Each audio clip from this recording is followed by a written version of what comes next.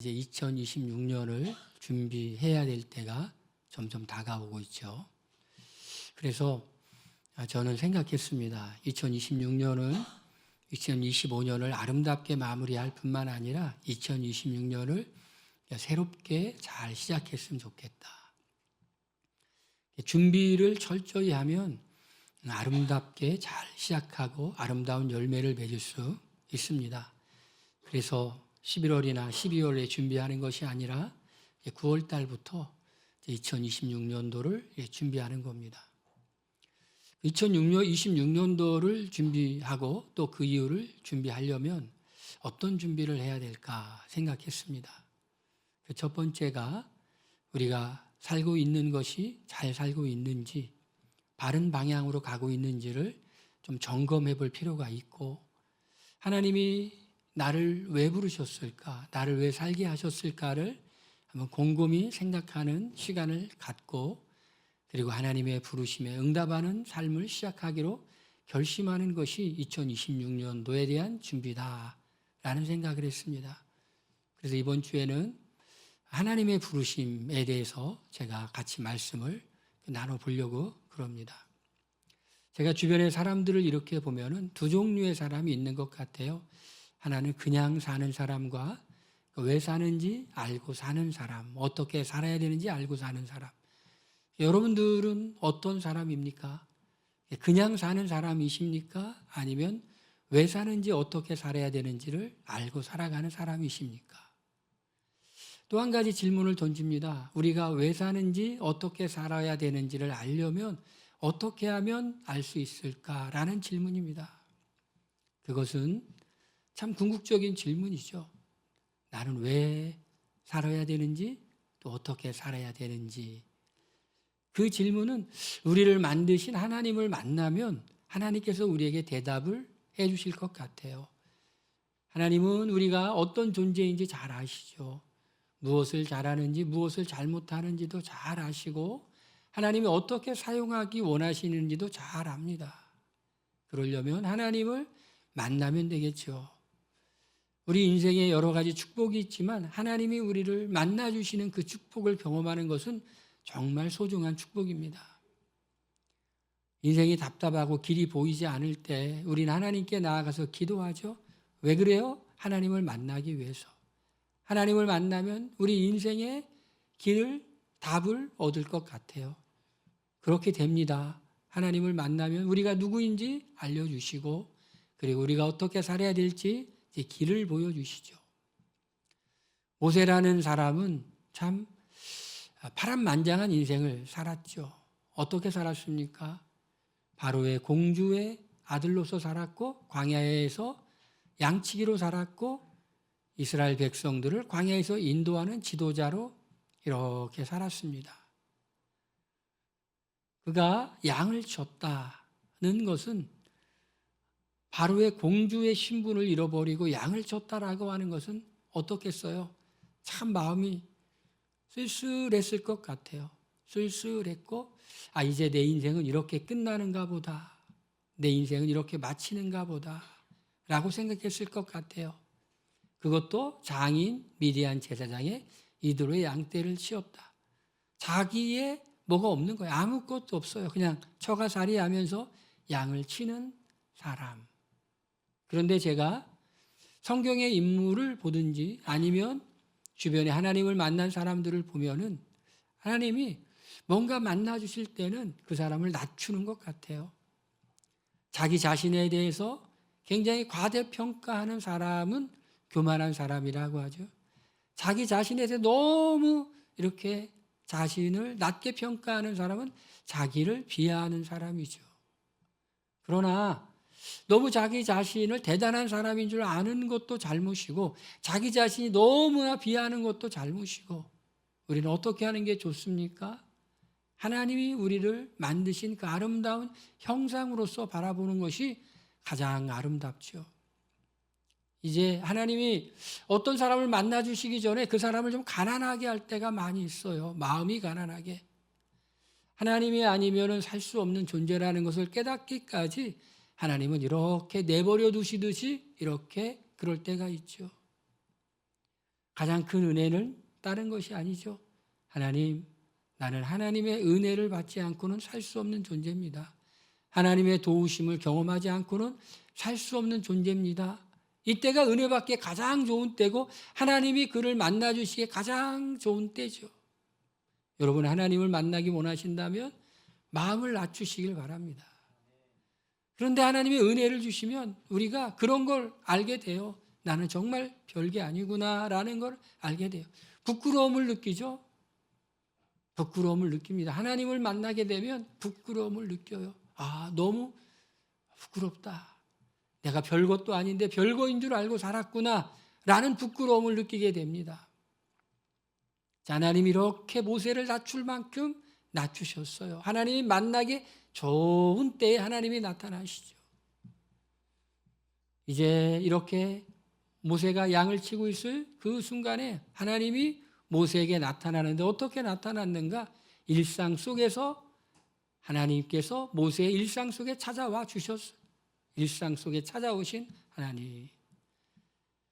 우리는 하나님을 만나면 뭐 어디 가야 되는 거 아니야? 무슨 기도원에 가야 되는 거 아니야? 어디 대단한 데 가야 되는 게 아니야? 가 아니라 그냥 우리의 일상 속에서 하나님 만날 수가 있어요.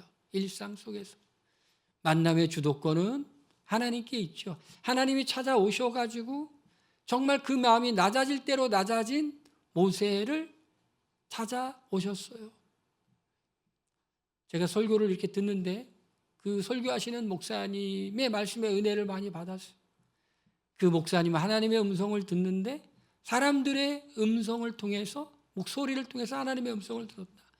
아무개야 교회 가자라고 하는 사람의 음성을 통해서 교회 가야 되겠구나 하고 교회를 다니기 시작했고, 친구가 아무개야 우리 신학대학교 가서 목회자 되자 하는 그 음성에 자기가 같이 따라가서 목회자가 되었고, 그러니까 하나님이 이렇게 일상 속에서 찾아와 주시죠. 때로는 우리가 하나님이 우리를 만나 주시기 위해 오신 줄은 잘 모를 때가 있지만 그럼에도 불구하고 일상 속에서 우리는 하나님을 만나는 거예요. 저는 걷는 거를 참 좋아해요. 여러분도 걷는 거 좋아하시는지 모르겠는데 저는 바람이 이렇게 솔솔할 때 걷는 거를 참 좋아해요. 그래서 이렇게 막 걷습니다. 냇가도 걷고 산도 걷고 이렇게 걷다 보면 하나님께서 마음속에 뭔가 생각을 주실 때가 있어요. 생각을 주실 때가 있어요. 그것이 저는 하나님의 음성이다 라고 말하기보다는 성령께서 내 마음에 그렇게 감동하시는구나 라고 생각해요.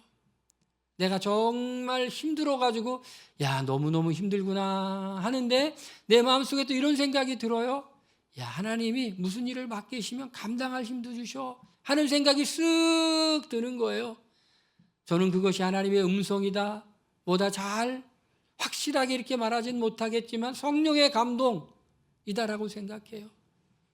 제가 이렇게 쭉 이렇게 산책하면서 이렇게 있으면 하나님이 문득 이렇게 생각을 주세요. 일상 속에서 하나님께 내가 이렇게 뭔가 질문을 던지고 깨어있고 그러면 하나님이 이렇게 뭔가 이렇게 마음을 주세요. 여러분도 한번 해보세요. 하나님께 질문을 던지시고 하나님 이건 왜 그런 거예요? 하고 질문을 던지시고 산책하면서 이렇게 걸어보세요. 그럼 쓱 떠오르는 생각이 있어요. 하나님, 경제적으로 어려운 사람들은 왜 그렇게 어려울까요? 하고 이렇게 중앙공원을 쓱 걸어 다니는데 하나님이 나에게 또 주신 감동은 그것 때문에 내게 오는 거야. 하나님이 그런 감동을 또 주세요. 여러분 혹시 질문 있으세요? 하나님께? 그럼 그 질문을 던지고 한번 이렇게 쓱 걸어보세요. 등산도 해보시고 냇가도 걸어보시고 공원도 걸어보시고 그러다 보면 하나님의 마음속에 이렇게 감동을 주세요. 모세는 일상 속에 양을 치고 인도하여 하나님의 산 호렙에 이르는 그 일상 속에 찾아오신 하나님. 베드로의 일상은 물고기를 잡는 거였죠. 밤새도록 그물을 던졌지만 베드로는 한 마리도 잡지 못하고 상실한 마음이 있는 그 일상 속에 예수님이 찾아오시죠. 배를 띄워라, 깊은 곳에 그물을 던져라. 그리고 베드로가 많은 물고기를 잡고 난 후에 예수님이시구나. 예수님은 정말 보통 분이 아니구나. 주님 나를 떠나소서 나는 죄인으로소이다. 일상 속에 찾아오시죠. 사마리아 여인도 어디 간 게 아니죠. 물두러 우물가에 갔는데 예수님께서 먼저 주도권을 가지시고 이렇게 찾아오셔서 그 여인을 만나주신 그 예수님, 어쩌면 우리가 느끼지 못했을지 모르지만 우리의 일상 속에서 성령님께서 계속해서 뭔가 말씀하시고 감동하시고 그리고 인도해 주시고 뭔가 사인을 보여주시고 그랬지만 우리가 잘 모르고 지나갔을 때가 많이 있을지도 몰라요. 여러분, 일상으로 돌아가서 일상생활하는 동안에 깨어서 하나님이 내게 지금 무슨 마음을 내게 주시는지 한번 귀를 기울여 보시길 바랍니다. 할렐루야. 하나님은 일상 속에 찾아오실 뿐만 아니라 하나님은 어떻게 찾아오시는가 봤더니 무익한 자에게 찾아오시더라. 여러분은 어떤 존재라고 생각하십니까? 나는 대단히 유익한 존재라고 생각하십니까? 아니면 나는 무익한 존재라고 생각하십니까? 나는 1번은 나는 대단히 유익한 존재다. 2번은 나는 대단히 무익한 존재다. 여러분 1번이십니까? 2번이십니까? 저는 3번입니다. 저는 어떤 때는 그래도 내가 쓸모있는 사람이구나 라는 생각을 조금 했다가 어떤 때는 참 나는 무익한 존재구나 라고 생각할 때가 있습니다. 하나님은 누구에게 찾아오시는가? 하나님은 이렇게 무익한 자에게 찾아오시죠. 모세는 광야에서 아무 존재가 없이 양을 치고 있었는데 그때 일상 속에서 흔한 떨기나무, 광야의 흔한 떨기나무, 관목이죠. 유실수로도 그리고 관상수로도 제목으로도 쓸 수 없는 보잘것없는 그 떨기나무 가운데 불이 붙었는데 사라지지 않는 그 모습을 보고 모세가 그 모습을 보고 돌이켜 나가죠. 왜 하필이면 하나님께서 이 떨기나무 가운데서 임재하셨을까? 이것은 마치 별 볼 일 없고 능력 없는 사람에게 하나님께서 임하실 때 그의 인생이 어떻게 될 것인가를 보여주는 것처럼 보여지죠. 떨기나무는 흔하디 흔하고 유익하지가 않죠. 별 볼 일 없죠. 멋이 있지도 않죠.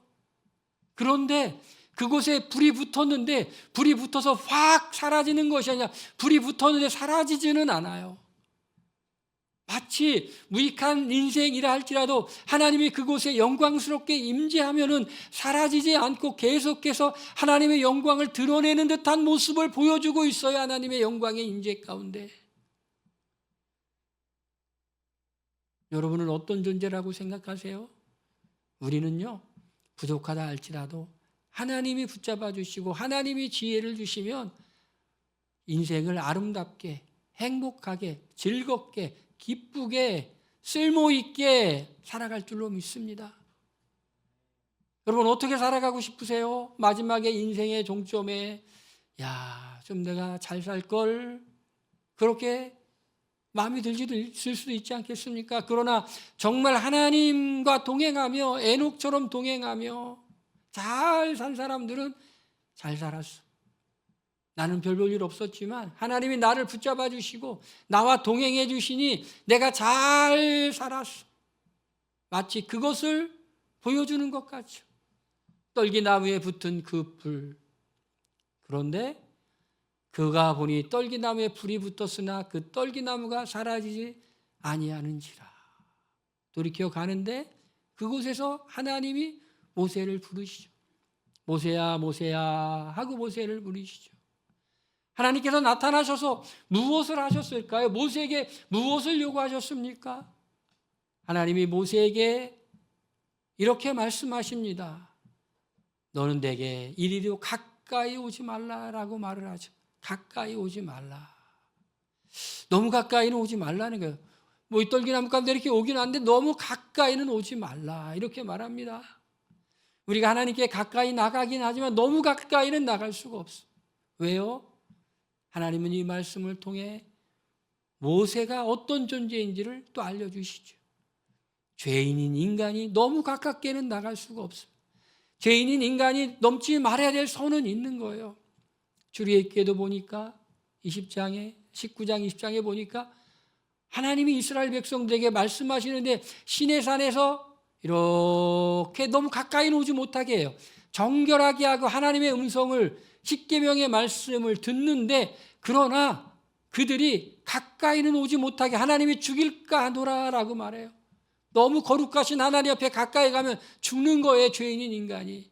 그러니 모세야 너는 너무 가까이는 오지 마라 라고 말해요. 뭘 말하는 거죠? 인간의 한계를 말하는 거예요. 인간의 한계, 죄인된 인간의 한계. 그리고 하나님은 이렇게 말씀하시는 거예요. 내가 선 곳은 거룩한 땅이니 내 발에서 신이라 신을 벗으라. 내가 선 곳은 거룩한 땅이다. 여러분 어디가 거룩한 땅입니까? 그냥 모세가 늘 다니던 땅이었어요. 그 떨기나무 근처 늘 다녔어요. 거룩한지 몰랐어요. 하나님의 임재가 있는 곳이 거룩한 구별된 땅이 되는 거예요. 성막을 짓고 이제 하나님의 영광이 그 성막 가운데 임하죠. 그 성막이 거룩한 곳이 되는 거예요. 솔로몬이 성전을 짓고 번제를 드리니 그곳에 하나님의 거룩한 영광이 임하죠. 그것이 성전이 되는 것이. 그전에는 그냥 건물이었는데 이제 성전이 되는 거예요. 일상에서 그냥 다니던 그곳이 하나님이 임하시니 거룩한 곳이 되는 거예요. 이곳은 그냥 건물이지만 그냥 장소지만 하나님의 성령이 거룩하게 임할 때 이곳이 거룩한 곳, 주님이 만나는 곳이 되는 거예요. 할렐루야. 우리의 가정도 우리의 일터도 우리가 가는 곳도 성령이 임하시면 거룩한 곳이 되는 거예요. 거룩한 땅이니 내 발에서 신을 벗어라. 신을 벗으라고 말하죠. 신을 벗는다는 것은 무슨 의미가 있을까요? 구약 성경을 자세히 보면은 권리를 포기하라고 할 때 신을 벗으라고 말해요. 룻기를 보니까 엘리멜렉의 친족이 자기의 권리를 포기하려고 그럴 때 그때 어떻게 하죠? 신을 벗죠. 내 권리를 포기하겠다라는 것이. 내 권리를 포기하겠습니다. 그러니 이제 하나님을 만난 사람들은 어떻게 살아야 될까? 하나님이 요구하시는 게 뭐예요? 이제까지는 네가 네 맘대로 살았지만은 이제 네 맘대로 살지 마. 네 맘대로 살아봤는데 네 맘대로 살아보니까 제대로 잘 살았니? 아니면 네 맘대로 살아보니까 후회할 일 천지니? 여러분 어떠세요? 여러분 마음대로 살면 속이 시원해요? 여러분 마음대로 살면 후회할 일이 없어요? 여러분 마음대로 살면 어떤 현상이 벌어지냐면 하나님을 만나면 아주 부끄러워요. 내가 잘못 살았구나. 내가 왜 이렇게 살았지? 끝이 있다는 걸 기억해야 돼요, 여러분. 끝이 있다는 것을. 끝이 있다는 걸 기억하는 사람들은 늘 이렇게 함부로 살지를 않아요. 마음대로 살지를 않아요. 하나님의 시선을 의식하게 되죠. 기도하다가 하나님을 만나든지 설교를 듣다가 이렇게 하나님의 임재를 이렇게 느낄 때든지 공통된 현상이 있는데 그 현상은 뭐냐면 부끄럽다라는 거예요. 참 부끄럽다. 제가 새벽 기도에 가서 다른 목사님이 설교하는 걸 이렇게 들었는데 마태복음을 설교하는데 이래요. 내가 남에게 대접을 받고자 하는 대로 남을 대접하라는 것의 의미는 손해보기 져주기. 손해보기 져주기라는 거예요. 그 말씀을 하는 걸 제가 딱 듣는데 하나님이 내게 하시는 말씀을 흘리고 내가 얼마나 부끄러운지 몰랐어. 하나님의 말씀이 그날 내 마음을 만진 거죠. 부끄럽구나. 내가 막 이렇게 뭔가 이기려고 부끄럽구나. 손해 안 보려고 부끄럽구나. 오늘 아침에도 이렇게 내 전화가 왔어요. 우리 건물에 사는 분이 내 차를 이렇게 열어서 팍 부딪혀가지고 색깔이 그냥 파란색이 확 묻었어. 그래가지고 전화를 와가지고 이렇게 와보라고 해서 가봤더니 진짜 문을 얼마나 세게 열었는지 꽉 해서 조금 부서지고 이렇게 파란 색깔이 확 묻었더라고요. 그래서 제가 이제 나중에 얘기해 줬다고 싹 생각해 보니까 어떻게 할까 생각하는데 돈을 받을까 말을까. 받아야 돼, 안 받아야 돼요? 가만히 생각해 보니까 생각이 나는 게 하나 있어요. 제가 젊을 때 차를 몰고 이렇게 너무 피곤했어. 그래서 앞에 있는 차를 확 들이받았어. 받기는 받았는데 엄청 세게 받지는 않아서 살짝 기스가 났는데 그 사람이 내리더니 그러더라고요. 이거 차 아직 뺀 지 얼마 안 된 거라고.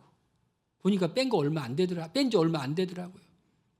아, 이거 좀 적당히 잘해달라고 그랬는데 전화번호를 줬는데 연락이 안 왔어요. 반발을 살짝 이렇게 긁었는데 연락이 안 왔어. 그 생각이 나는 거예요. 얼마 전에는 제가 이렇게 지하 주차장에 주차하다가 남의 차를 살짝 전화를 해서 나오라고 그랬더니 그분이 그러더라고. 아니, 나올 것도 없다고. 내 차가 더 그냥 저기 부서진 데가 많으니까 괜찮다. 그냥 가라고 하더라고. 놔보지도 않고. 그 생각이 나더라고. 그래서 그냥 도색은 안 하고 그냥 이렇게 닦아가지고 찍으려고 생각하고 약간 찌그러지고 내비두고.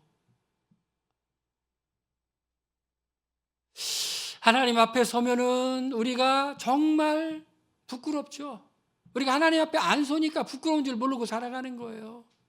하나님 앞에 서면 부끄러울 일 뿐이에요. 근데 왜 부끄러운 줄 모르고 살아갈까요?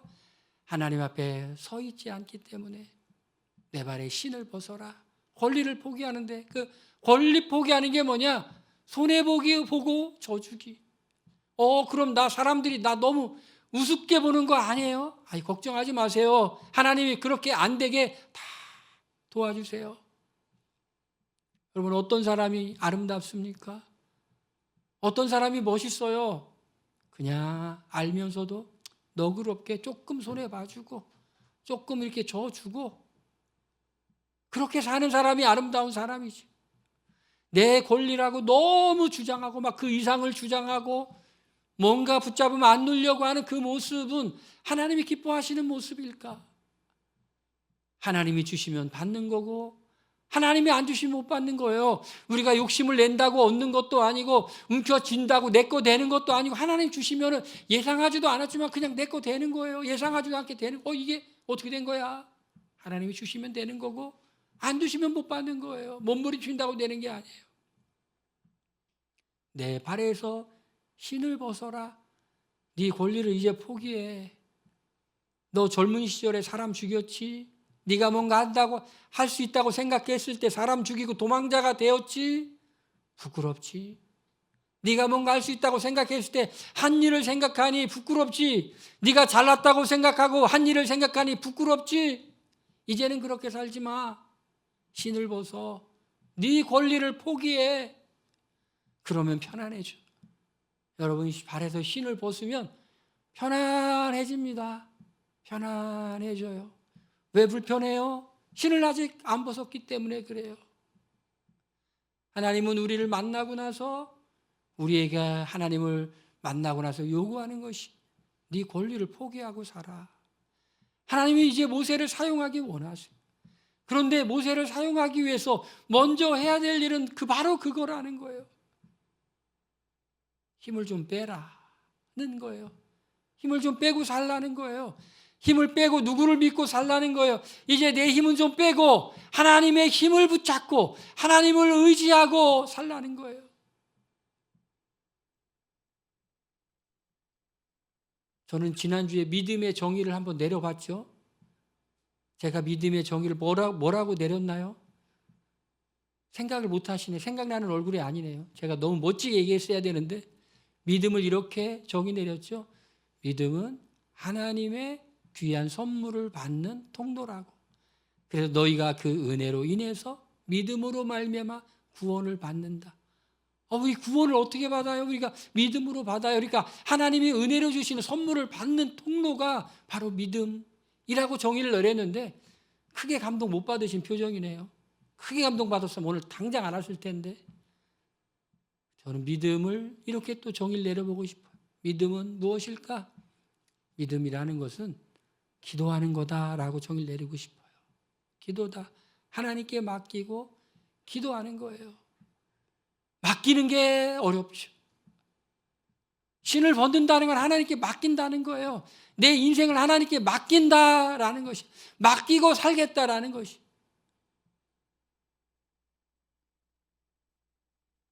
왜 못 맡길까요? 하나님 못 믿으니까 못 맡기는 거예요. 어떻게 맡길 수 있을까요? 하나님 믿으니까 맡길 수 있는 거예요. 우리의 인생에 하나님께 맡기고 하나님을 경험했던 많은 경험들을 해보면 이제 맡기게 돼요. 내가 하는 것보다 훨씬 더 하나님이 지혜롭고 능력이 많으셔서 나는 맡기기만 하면 하나님 마음껏 하나님 만들어 주실 거야. 정말 편안한 여행은 어떤 여행이냐면 좋은 가이드 그냥 따라가는 여행이 정말 편안한 여행이에요. 물론 이제 막 자기가 이렇게 알아서 찾아가고 이런 게 재미있는 사람도 있지만은 그런 게 이제 잘 안 되는 사람도 있거든요. 그러면 여행 갈 때 좋은 가이드가 하라는 대로만 하면 너무 편안해요. 여기서 자세요 그럼 거기서 자고, 먹으세요 그럼 먹고, 비에 차 타세요 그럼 차 타고, 너무 편안해. 너무 편안해. 제가 성지순례 이렇게 그리스, 유럽, 로마 갔을 때 진짜 편안했어요. 신경 쓸 게 하나도 없어. 하라는 대로만 하면 돼. 알아서 해주겠지. 알아서 해주겠지. 여러분 하나님께 맡겨보세요. 편안할 줄로 믿습니다. 할렐루야. 완전히 신을 벗고 그냥 맡겨보세요. 내가 뭔가 자꾸 뭐 하려고 할 때마다 맡겨. 기도하면서 하래요. 여러분 힘들어서 기도 못하는 게 아니라 기도 안 하면 더 힘들어요. 기도하니까 덜 힘든 거예요. 기도하니까 덜 힘든 거예요. 너무 힘드니까 기도하는 거예요. 여러분 기도 좀 덜한다. 너무 안 힘들어서 기도 안 하는 거예요. 진짜 힘들면 기도가 절로 나와요. 절로 나와요. 하나님 도와달라고, 살려달라고.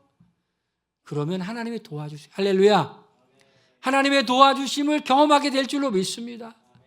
삶 속에서 정말 힘들어서 하나님이 안 도와주시면 안 돼서 도와달라고 했더니 도와주시는 것을 계속 경험하면 야, 이렇게 하면 되는구나. 이렇게 사는 거구나. 할렐루야. 한번 해보세요. 힘들어요?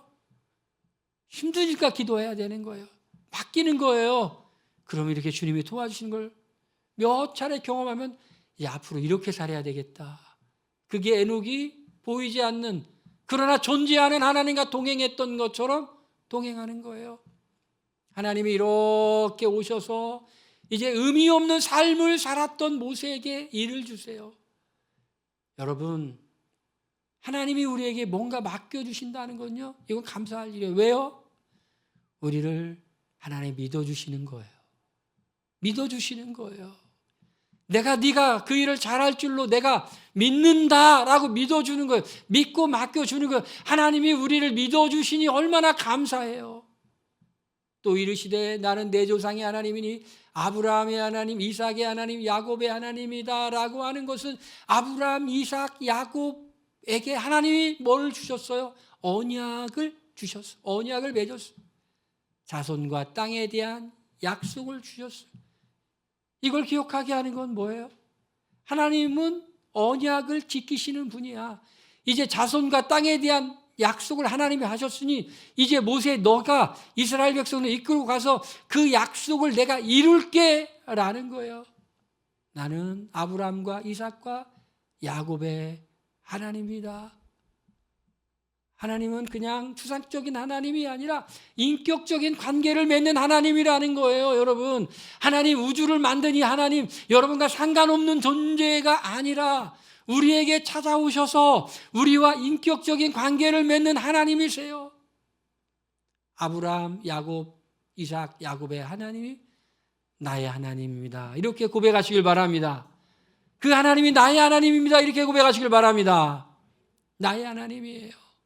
나는 아브라함, 이삭, 야곱의 하나님인데 이니라 모세가 하나님 배웠기를 두려워하여 얼굴을 가리매 이제 내가 너를 바로에게 보내어 너에게 내 백성 이스라엘 자손을 애굽에서 인도하여 내게 하리라 라고 하는 사명을 주시죠. 우리 소명이라는 것은 하나님 우리를 부르셨다라는 거잖아요. 모세야 모세야 이게 하나님의 부르심이에요. 모세야 모세야 이게 하나님의 부르심이에요. 그리고 내 백성 이스라엘 자손을 애굽에서 인도하여 내게 하리라. 인도하여 내게 하리라. 일을 주셨어요. 이게 미션, 이 사명을 하나님이 주셨어요. 2020년도 우리 준비해야 되는데 하나님이 나를 뭘로 부르시는가? 무슨 일을 맡기시는가? 마지막으로 그렇다면은 우리는 이런 하나님의 부르심에 어떻게 응답해야 될까요?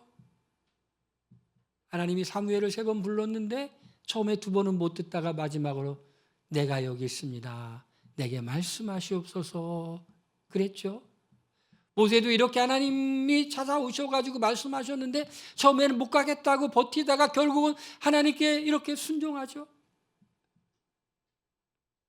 하나님이 우리를 부르셔서 무슨 일을 맡기시면은 감당할 힘도 주실 줄로 믿습니다. 그 길을 가보세요. 여러분, 그 길은 아주 은혜로운 길입니다. 하나님과 동행하는 길입니다. 우리의 인생을 아름답게 하는 길입니다. 숙제입니다. 일주일 동안 또한 2주, 한 달 동안 살면서 하나님 나를 무엇을 위해 창조하셨나요? 하나님 나를 어디에 사용하기 원하십니까? 이렇게 어디를 가든지 한번 생각해 보세요. 그러면 여러분 하나님이 밥을 먹을 때든지 어디 버스를 타고 가들 때든지 기도할 때든지 하나님 마음속에 쓱 생각을 주실 거예요. 의미 없는 인생이 아니라 의미 있는 인생을 한번 살아보겠습니다. 하나님 할렐루야. 우리 기도하면서 이것을 찾아보시기를 바랍니다. 자, 이 시간에 함께 통성으로 기도하면서 하나님 나를 무엇을 위해 부르십니까? 내가 그 부름에 어떻게 응답해야 됩니까? 주님 만나길 원합니다. 우리 다 같이 통성으로 우리 기도하겠습니다. 다 통성으로 기도합니다.